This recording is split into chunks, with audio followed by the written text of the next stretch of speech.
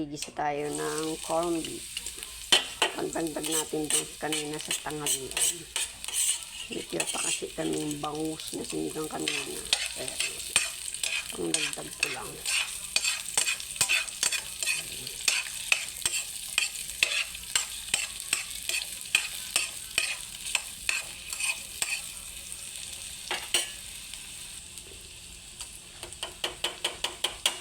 Ayan, pwede ko na ilagay ang corned beef ng, ayan o, Pure Foods corned beef.